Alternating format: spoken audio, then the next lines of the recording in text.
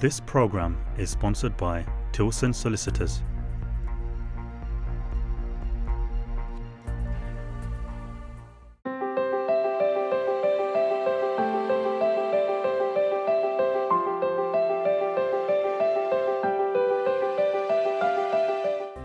Assalamu alaikum, hello and welcome to the Legal Forum with me, Lee Clark.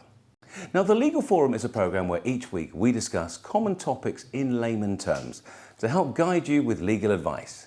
Breaking down the complex language of law, the Legal Forum will also highlight examples of real cases and scenarios from our experts. Now, please do bear in mind the expressions and opinions expressed in the Legal Forum should be considered for informational purposes only and not case-specific legal advice. All topics are discussed in generic nature, and it's important that you either consult with the CAB, Law Centre or solicitor before relying on it. Now, today's topic will be on crime, defending suspects arrested at police stations. I'd like to welcome Shakil Shah, a highly experienced solicitor practicing criminal law since 1990. Now, with many years of experience in evaluating both the strength and the weaknesses of a prosecution's case, Mr. Shah's know-how has allowed him to aggressively defend his clients before they go to court, rather than starting work on the first court date. Now, although each client's case is different, there are time-proven strategies that, if followed by the client, will help them successfully defend the case. Hello again, how are you? Nice to see you. Nice to meet you.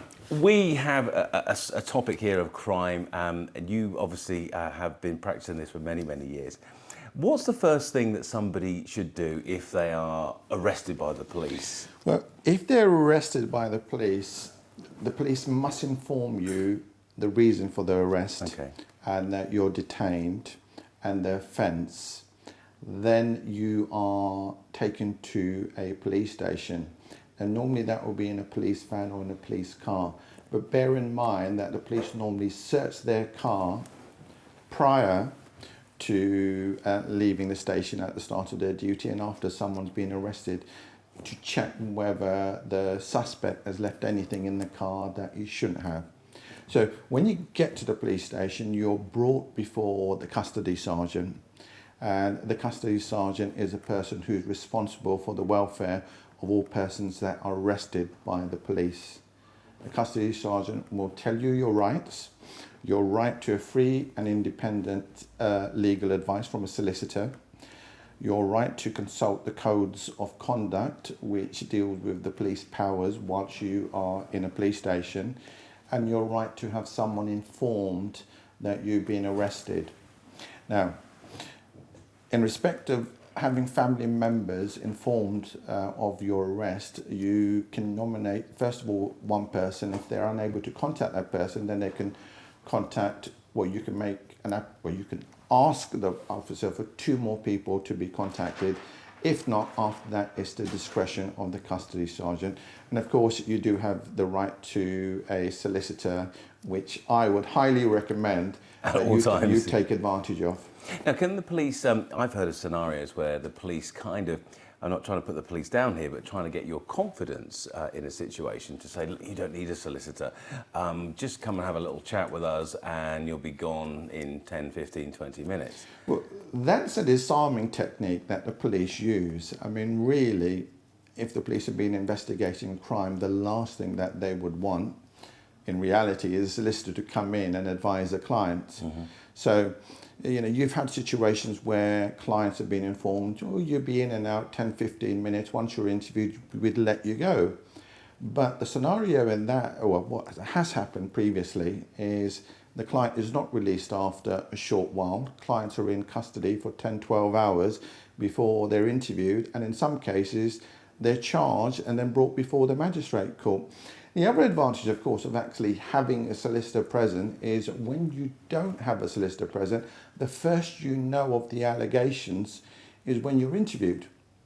Whereas if you have a solicitor attend on your behalf, the police officer have to disclose to the solicitor what evidence they have. Thereafter, the solicitor will have a consultation with you, explain what the police have told him, take your instructions, and then you're ready for interview. So you forewarned is forearmed, and by not having solicitor, the first that you get to hear of the allegation is when you're in a police interview, whereas with a solicitor, you know in advance what the police officers are going to ask you. So Shakil, you've been arrested, you find yourself in that unfortunate situation. What happens when you get to the police station? Duty solicitor, I gather, is the first thing that you should be looking at. Well, the custody officer will ask you, do you have your own solicitor? And if you have your own solicitor, you'll give your own solicitor details, bearing in mind you'd want someone who specialises in criminal law. There's no point getting your own solicitor who only does conveyancing. Yeah. So if you don't have a solicitor that you know who specialises in crime, you can ask for a duty solicitor who are independent of the police. I know some clients call them police solicitors, but they are independent of the police. And as I've said earlier, really you want a solicitor there regardless of whether it's a duty solicitor or your own solicitor, because it gives you a big advantage when it comes time to being interviewed. You know in advance what you're going to be asked. Because I had the opinion or the thought, and obviously misguided in my case, that the duty solicitor was going to be somebody out of law school for a couple of years. But as we've spoken before the show today, you've been a duty solicitor and have been for many years. I have. There are a lot of solicitors that are over 50 and have been doing the job for years. So, well, what normally happens, there's a rota which a firm solicitors will be on. So whenever someone's arrested and they ask for a duty solicitor, they will ring up the duty solicitor scheme, who then checks who's on the rota, and then they ring up the solicitors who are on duty, who will then ring up the police station. And does, just to anybody who is watching today's show and just thinks, well, I really don't want a duty solicitor, does a criteria have to be met by even the most basic of duty solicitors?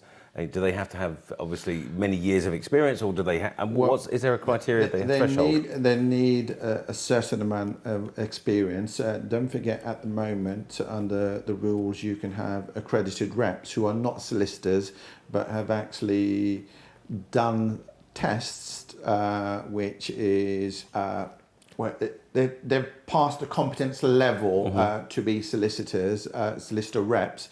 So, for example, if I can't go to a police station, I may send a police rep to represent the firm, and reps can be either working for a firm or independent, in which case they might work for an agency and then represent different clients for different solicitors. So you've been arrested, and maybe a fear of yours is that, or even if the police have voluntarily asked you to come in for an interview, do they have the right to search your house, for instance? If you've gone in as a volunteer, the answer is no. Okay. If you're arrested either at the police station or you're arrested on the street for an offence, then under Section 32 they can search the property you're in or where you was immediately before arrest. So, for example, if a young man walks out of his friend's house and he smells of cannabis, and the police search him and finds cannabis, they can then go to his friend's property to see whether there's any other items associated with an offence. So you have a Section 32, you've also got a Section 18 search, and a Section 18 search is normally authorised when you're arrested and taken to the police station, and a Section 18 search is where they can search your home or a property which is controlled by you for items related to the offence. Okay. So they're the two main searches that the police will use. So if you've gone in and you've, for instance, when the police have asked you to maybe associate any answers that you have to them during questioning, if you go in down that line of answering their questions, with experience, sometimes no comment is a way to go forward, because we were speaking again before we started filming today. The applications of either no comment or going down the answers, the question and answers route is very different, isn't it? Well, it is. I mean, a long time ago now, I was still a solicitor at the time, was if you made a no comment, there's no adverse inference to be drawn. But because so many people were getting off, the government actually changed the law, and the Criminal Justice Act and Public Order Act 94, I think it was, introduced Section 34, where it states that if you go no comment when you could reasonably have answered the questions at the police station, and then later on in court you put forward a defence, then an adverse inference may be drawn. Okay. Similarly, under Section 36 of the same Act, if you fail to account for your presence at a scene, or for any objects which are found on you, section 36, 37, any objects found on you or why you was at that location, an adverse inference could be drawn. But that's got to be weighed up in terms of, if you make a no comment interview, okay, would you give the police more information than they otherwise would have? You know, if a client is going to talk during the interview, would he end up hanging himself? So you have to be very careful. Sometimes the police don't have a lot of evidence, and by making a no comment interview, it causes them great difficulties in terms of prosecuting a client. So not necessarily just because you have an adverse inference doesn't mean that the client should make a no comment interview. It really depends on the experience of the solicitor, who kind of weighs up the pros and cons, and he explains the inferences that could be drawn prior to the police interview in consultation with the client. Custody, obviously, it must be, I would imagine, a harrowing experience for people who've never done it before, and probably seasoned criminals who may get used to it over time. Neither of those two characters probably enjoy being in custody. What's the maximum time that police can keep you? Is it, if you're in custody for X amount of hours, or does it up to a certain amount of time frame? 24 hours for normal offences. Okay. For more serious offences, an extra 12 hours, provided that a senior officer has granted the extension. And then anything over 36 hours, they have to go to the magistrate court to get a warrant to extend your time. And if you're kind of kept in custody, shall we say, how long is it before you're likely to see a judge, or in most cases would you be bailed to go to the court at a later date? Well, if we go by being kept in custody, the maximum is 36 hours before they go to the magistrates and seek an extension of time. Okay. If you're charged, then they could either release you on bail or keep you in custody and bring you before the magistrate court the next day. So there is a difference between being interviewed and detained at the police station or being charged and brought before the magistrate court. I suppose it depends on the seriousness of the crime. If it's murder, then you'll probably be in front of the magistrate or the Crown Court the next day. Yes, if it's a petty crime, I guess. If it's murder, then you're going to have a drip, drip, drip interview, whereas initially they'll interview you. What does that mean? Well, it's not one interview. What they do is they disclose a certain amount of information to you.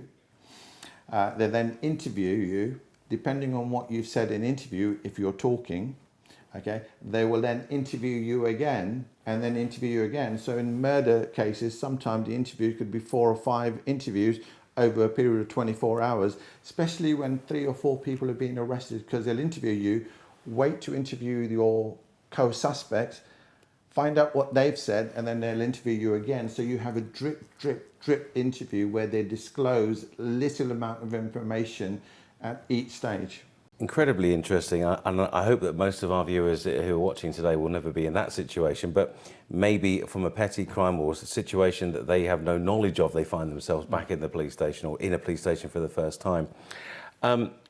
What can you do if you feel that you've been mistreated by the police, or you think that they've not harassed you but manifested situations that just clearly aren't true, or have sided with somebody else without even speaking to you properly? Where do you stand? What's your rights? You can make a complaint against the police. You can make a complaint whilst you're at the police station, which I don't recommend, because the police officers may close rank and make your life difficult in terms of whether you're granted bail or whether you're released under investigation.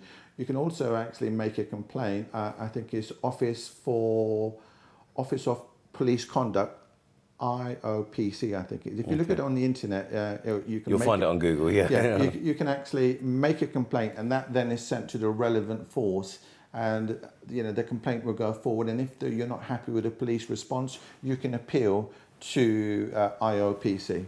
Is there a situation, Shaquille, when the police can say to you, you are not having a solicitor, we're not going to grant you a solicitor regarding this situation? No, I mean, a very serious crime, a superintendent may actually authorise an interview to take place, but 99% of the time you are allowed a solicitor if you've been arrested, or if you're asked to come in under caution +3, which is the old volunteer, you're allowed to have a solicitor. So really, in response to your question, only in rare circumstances will an interview take place without a solicitor, and they can't refuse you a solicitor. Now, From the start of the show today, obviously I've in the assumption that everybody who's watching today's show will have the ability to speak English to their, maybe as their mother tongue.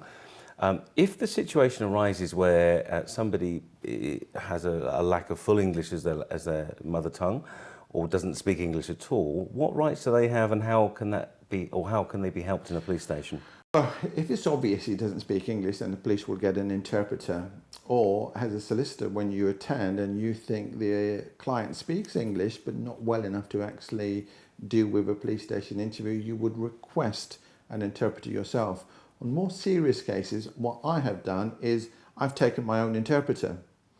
Now, the police will provide an interpreter, but when I'm in consultation with my client, I'd rather have my own interpreter there, and then afterwards you have the police interpreter during the interview. But you're allowed to take your own interpreter, or the solicitor is allowed to bring his own interpreter, provided it's not for the police interview.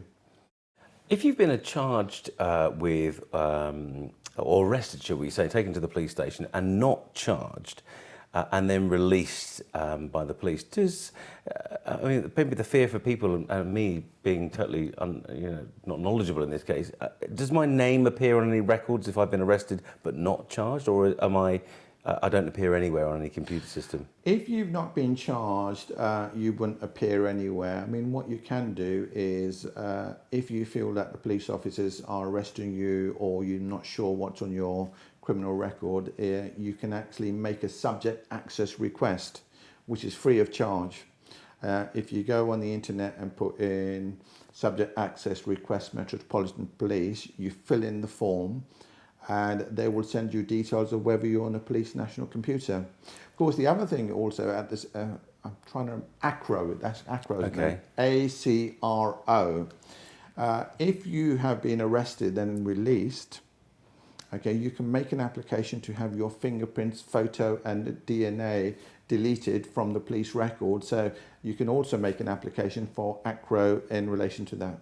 If you've been arrested, charged, not released, gone to court and won the case, and does that apply then to your yes, DNA? It does. It does. If you have a conviction, then it doesn't. But if you're not guilty? But if you're not guilty, then you can actually make the application. That's probably very enlightening to a lot of people in that situation.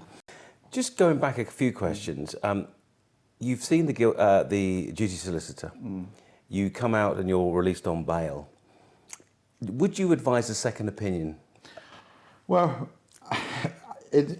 most clients are really worried about their offence, and it's a situation where, as I was explaining earlier on, is if a doctor tells you you've got 2 weeks to live, you would probably want a second opinion, for sure. No matter how much you thought of your doctor.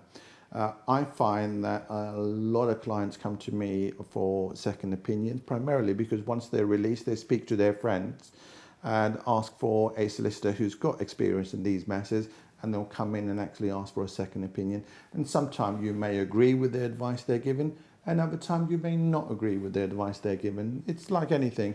You go and see two different lawyers, they might have different opinions on certain subject, and otherwise they might concur. Is there a kind of a generic theme that you encounter when you go into the police station to meet a client for maybe the first time about their state of mind, their situation in their own, where they're scared actually because of where they are? I mean, what's the first thing you as a solicitor have to overcome to kind of make them feel at ease, I suppose? Well, really, when you speak to the client, you would have obtained disclosure from the police. Mm-hmm. So the way I would do it is I'd go to the client, explain who I am, explain the procedure, inform them that I've spoken to the police, I've obtained disclosure, I'll read the disclosure to you, then I'll take your instructions, and then we will discuss the best way to proceed with the interview, whether you talk, make a no comment, or whether you put your defence forward by way of a written statement and then make a no comment. Because by putting your defence forward by way of a written statement and then going no comment means that you've put your defence forward, less likely of an adverse inference to be drawn later on. Well, Shakil, we've run out of time today. Thank you very much. Thank you. Thank you, Shakil. Well, a big thank you there to Shakil. And unfortunately, as I said, that's all we have time for this week. I'd like to thank Shakil Shah, an experienced solicitor within the criminal sector, for sharing the views and expressions that we've made here as part of the Legal Forum. Should these be considered for informational purposes only? Well, of course they should be, and they are not case-specific legal advice. All topics are discussed in a generic nature, and it's important that you consult either with the CAB, Law Centre or a solicitor before relying on it. If you'd like to find out more about today's topic or any other topics we've discussed, then please do get in touch and email us at legalforum@islamchannel.tv. Thank you for watching. See you next time, same place. Assalamu alaikum.